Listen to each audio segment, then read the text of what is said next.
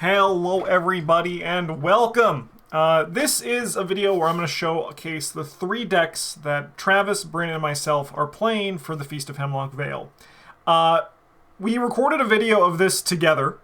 However, I think we were all just very excited to play, and the video was like 4 minutes long. And I thought that that just wasn't enough for explaining it, putting the video up, releasing it and all that. So instead, I have a little slideshow here with all of our deck lists for it. I'm gonna talk about what the decks are. We don't obviously get Travis and Brin's perspective on their own decks, but I can at least like relay some of what the deck's goal is here to do that.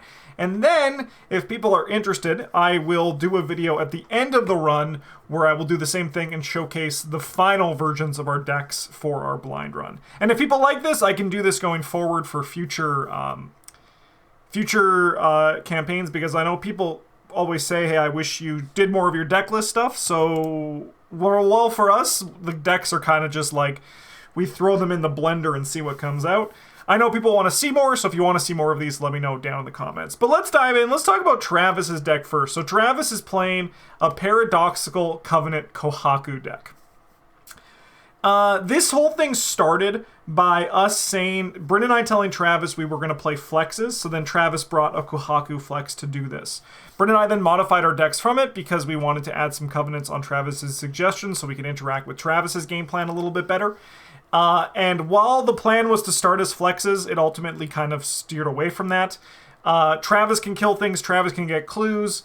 Brin can kill things, Brin can get clues. I can kill things, I can get clues, but we're a little bit more focused in our game plans outside of Travis's deck, which is staying relatively flex, but he is also still getting a lot of the clues. Travis is the Rod of Carnimagos, which has actually been a surprising piece of the puzzle to solving enemies. It's been very nice. It's a strong card, and Travis's plan is to upgrade it. Scroll Prophecies, because, you know, Travis loves card draw. Card draw is a very powerful thing. Scrimshaw Charm, because Travis also loves economy. If you remember, we have the PBG pyramid where card draw and economy is just like a good piece of your pyramid, and both Scroll of Prophecies and Scrimshaw Charm do it. Scrimshaw Charm has actually been pretty impressive so far. And the thing that I really have been enjoying about Travis's deck that we're going to see, by the way, the first episode goes live on Friday this week. Travis's deck does a really good job at taking advantage of these Curse and Bless tokens that he's going to be playing with. Olive McBride is here to help feed the Paradoxical Covenant, which you can also see 2 Arcane Researches and In the Thick of It to kind of just go absolutely nutty bananas and get all the pieces started. Travis also, as you can see, banked 1 experience of his In the Thick of It XP. He just spent 2 on Paradoxical Covenant, and then the remainder is remaining in his pool. He has 2 copies of Absolution to add Bless tokens and heal Horror. Deep Knowledge, because again, card draw, right? Travis's favorite thing is consistency in both of his economy and, like, you know, his card selection. And Deep Knowledge is really good with that. Deny Existence to not die. Explosive Ward as a way to flex and kill enemies. Kohaku does have 4 book and I think 3 fist. So, like, Travis's plan for getting clues is, as you can see, mostly just kind of like passing with Paradoxical Covenant and also using Read the Signs. Explosive Ward is a way for him to deal with enemies. He's playing a spell slinging style of Mystic, so he's not really like caring about having assets in play to investigate. That's why Explosive Ward is here. Spectral Razor, as you see on the end, is another tool for killing enemies, and Read the Signs is another tool for getting clues. Faustian Bargain is here to, you know, give us money and add curse tokens in the bag. That's, well, we love money here. Because Travis is spell slinging, I don't know if Travis's plan is to upgrade into upgraded versions of Read the Signs and Spectral Razor, but I imagine eventually it will be, because Olive McBride is really good with that, as drawing a symbol token when you want to. 2 copies of Tempt Fate, because the card basically doesn't exist in these decks. It's just going to be played to get value, and then really nice Kohaku, because it also can give him an action back, which is pretty neat. Tides of Fate to, you know, change the Tides of Fate when time comes. That one, if you don't know, it removes all the Curse tokens into Bless tokens, and then at the end of the round, all the Bless tokens turn into Curse tokens. Yeah, so that's a pretty neat little thing that Travis has going on there. And then Ward of Protection, and then both Diabolical Luck and Promise of Power are here to act as essentially 4 copies of Promise of Power. If you want to follow along at your own pace, there's also a link to these decks down in the video description. You can find that down there. Let's go on to Brin's deck. So Brin is playing an Alessandra Underworld support deck. So that's why we only have these cards here, because I split it up into assets and then also into events and skills.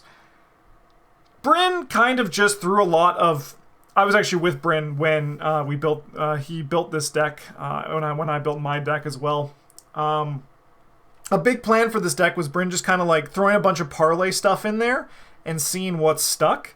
And then this, halfway through, he was like, you know what, I think I'm going to try a big money deck, but I think we're also going to go Underworld support and try a bunch of one-ofs and see how that rocks. So, British Bulldog is a gun to shoot things with.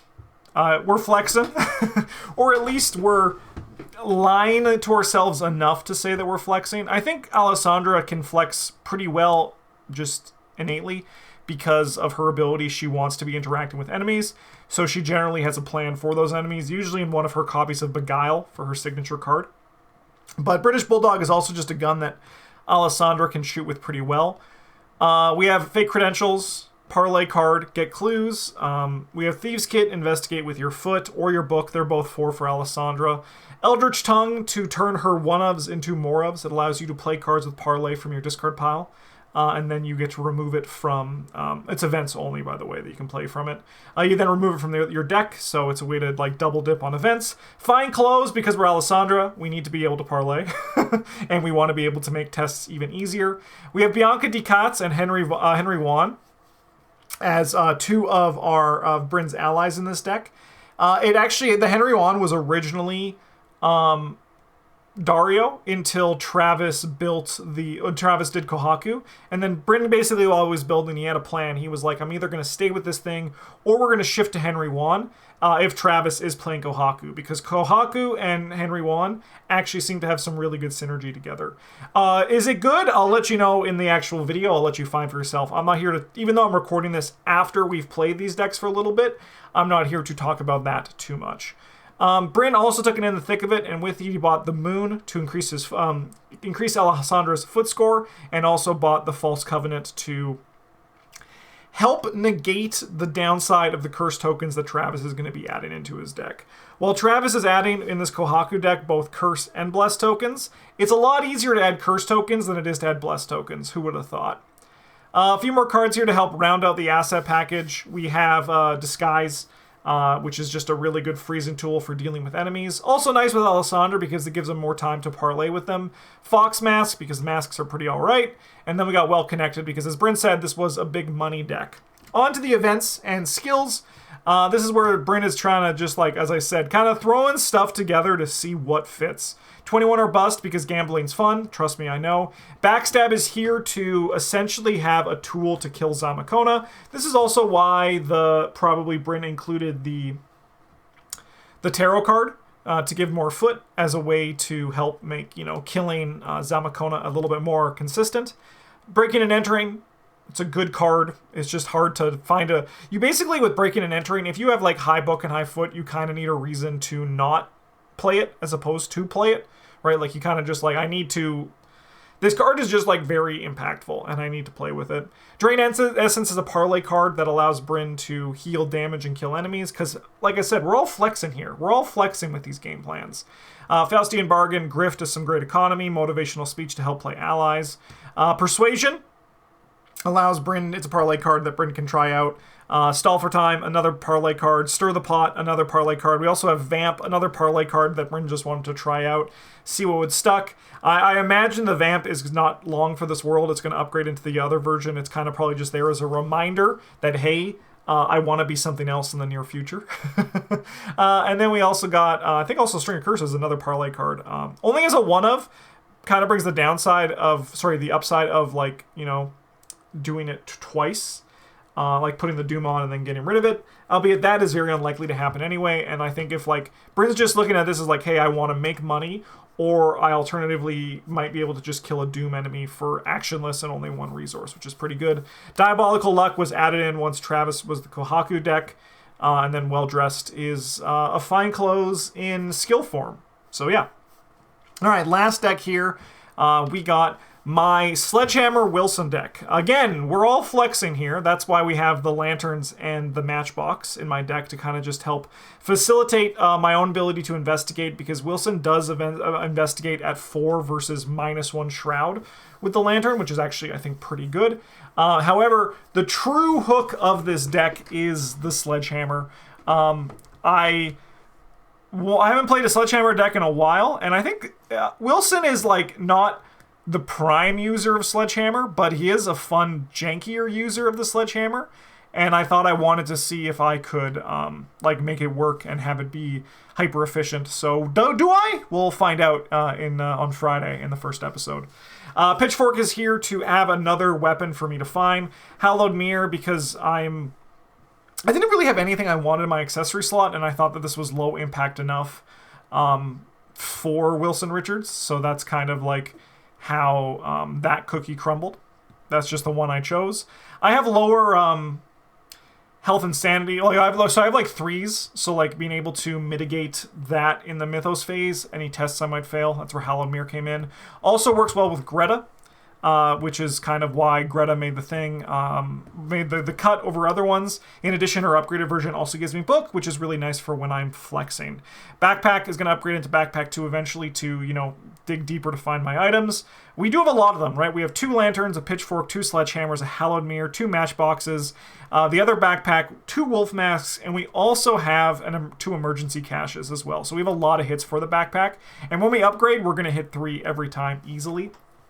2 wolf masks, because I am using the sledgehammer, and Wilson gets a +0 with the sledgehammer, so we're essentially attacking at 3. So wolf mask makes that more consistent until we do eventually upgrade the sledgehammer. I also took it in the thick of it, which I used the experience on a Sacred Covenant to help the Kohaku game plan, and also because reliable. I put a reliable in there as well, which is going to make our sledgehammer. We now get to attack at +1. If we put a 1 of reliable on our sledgehammer, it's going to work. Trust me, it's going to work.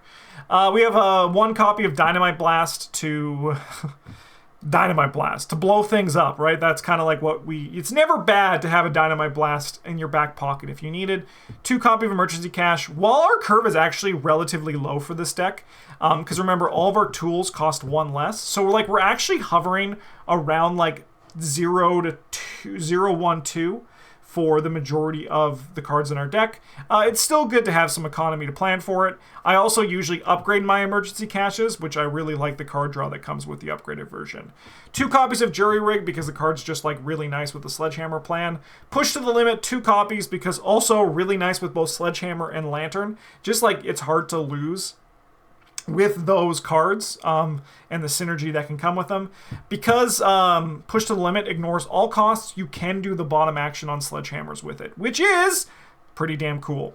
We also have 2 copies of Tinker to allow me to also eventually hold my Sledgehammer and Lantern in my hands at once. And then our skill package is pretty simple. 2 copies of Overpower, 2 copies of Take the Initiative, 2 copies of Vicious Blow. So really my only plan for Wilson Richards not dying is 2 copies of Take the Initiative and Hallowed Mirror. Classic Justin Hubris. Is it enough? Well, we're going to have to find out on Friday when we see all these decks in action for the first time. Thank you so much for watching.